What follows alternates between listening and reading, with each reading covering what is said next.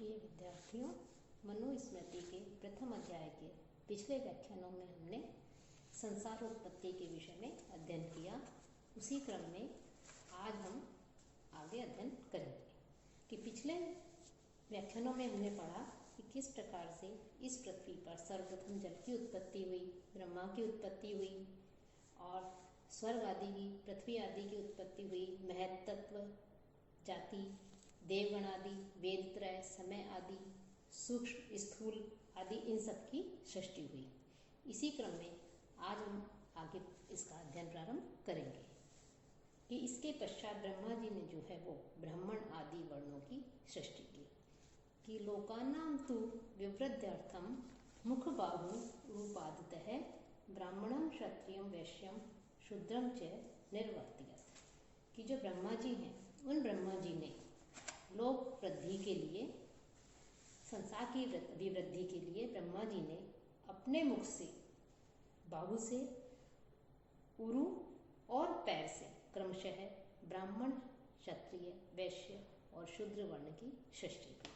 अर्थात अपने मुख से उन्होंने ब्राह्मण वर्ण की सृष्टि की, बाहु भुजाओं से उन्होंने क्षत्रिय वर्ण की सृष्टि की, उरु जंघों से उन्होंने वैश्य वर्ण की और पैर जो है उनसे उन्होंने शूद्र वर्ण की सृष्टि की। इसी के विषय में हम आगे द्वितीय अध्याय में भी इस विषय में अध्ययन करेंगे। उसके विषय में विस्तार से आगे बताया जाएगा। क्योंकि ये संसारोत्पत्ति के विषय में इसमें किया गया है, तो संक्षेप में यही है कि ब्रह्मा जी ने इस प्रकार से चारों वर्णों की सृष्टि की और इन चारों वर्णों की सृष्टि के क्या कर्म है, क्या कर्तव्य है, इसके विषय में हम आगे के अध्यायों में अध्ययन करेंगे, तब विस्तार से बताया जाएगा। तो इस प्रकार से उन्होंने इन चारों वर्णों की सृष्टि की। और जो ब्रह्मा जी थे, उन्होंने अपने शरीर को दो भागों में विभक्त करके आधे से पुरुष और आधे से स्त्री, अर्थात अपने शरीर के उन्होंने दो भाग किए, आधे भाग से पुरुष और आधे भाग से जो है वो स्त्री हो गए। और विराट संज्ञक जो पुरुष है, उस विराट नाम के पुरुष की उन्होंने फिर उससे सृष्टि की, उसकी रचना की।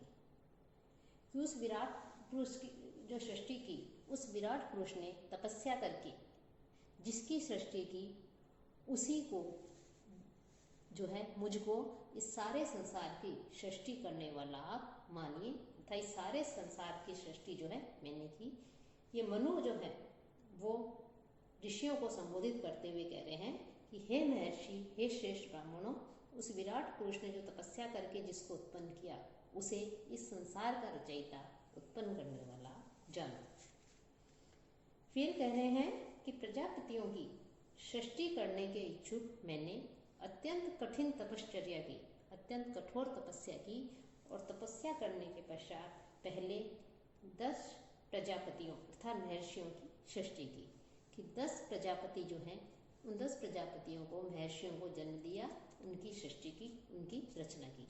वो 10 प्रजापति कौन कौन से हैं, उनके नाम इस प्रकार हैं: मरीचि, अत्रि, अंगिरा, पुलत्स्य, पुलह, क्रतु, प्रचेता, वशिष्ठ, भृगु और नारद। इस प्रकार से इनकी मैंने सृष्टि की, इनकी मैंने प्रजापतियों की रचना की।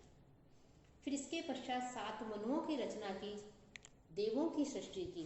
कि जो 7 मनु हुए हैं, उन 7 मनुओं की रचना की और साथ ही साथ जो है देवों और उनके निवास स्थानों अर्थात स्वर्ग आदि तथा तेजस्वी जो महर्षि आदि हैं, उन महर्षि आदियों की भी जो है मैंने सृष्टि की, मैंने रचना की।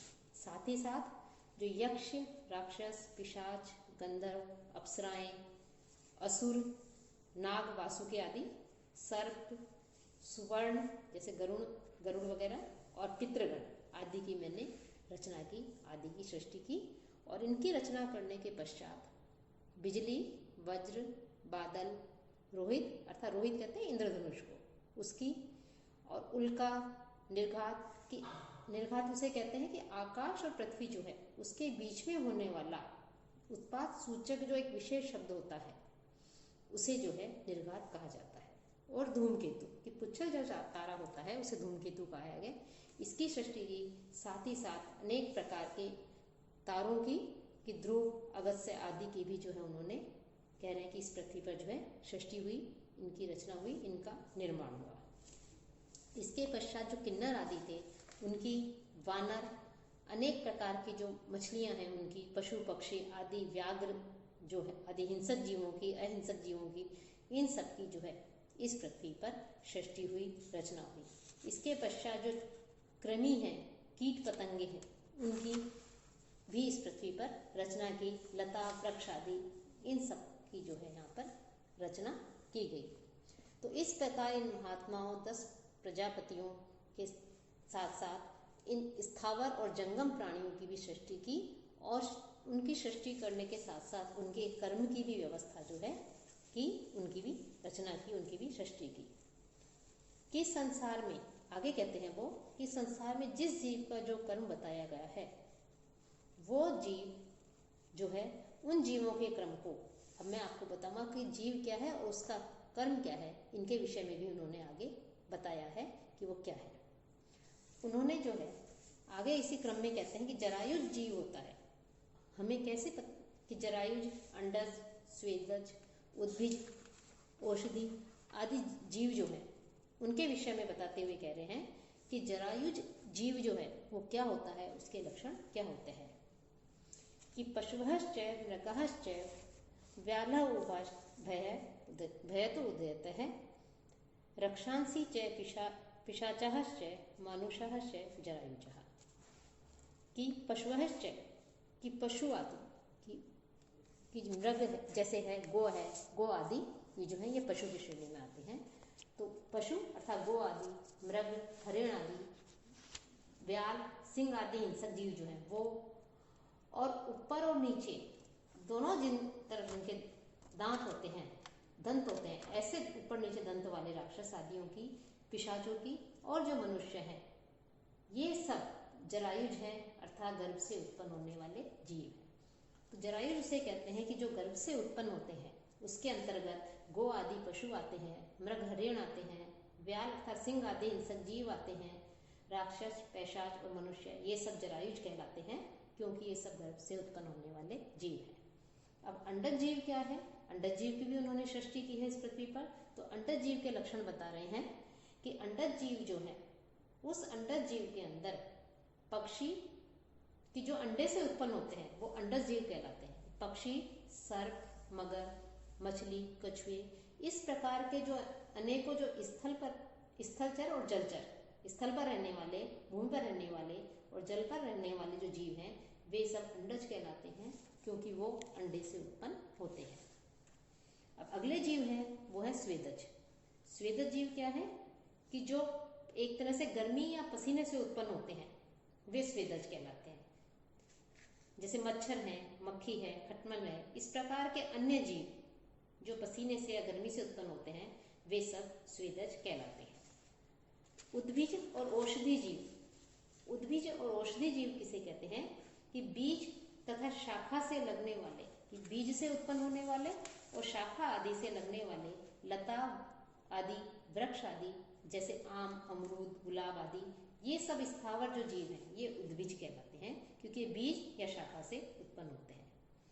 कि फल के पकने पर जिनका पौधा नष्ट हो जाता है और जिनमें बहुत से फल फूल लगते हैं, वे जीव औषधि कहलाते हैं। औषधि क्या कहलाते हैं कि जिन फल पक जाता है और जिनका पौधा नष्ट हो जाता है, और फिर उसके पश्चात जिनमें बहुत से फल फूल लगते हैं, जैसे लौकी है, सेम है, ये सब, चना है, ये सब जीव क्या कहलाते हैं? औषधि कहलाते हैं। तो इस प्रकार से इन सब जीवों की भी मैंने रचना की, साथ ही साथ वनस्पति और वृक्ष आदि की भी रचना की। उनको जो है मैंने यहाँ पर इस सृष्टि पे, इस पृथ्वी पर उत्पन्न किया।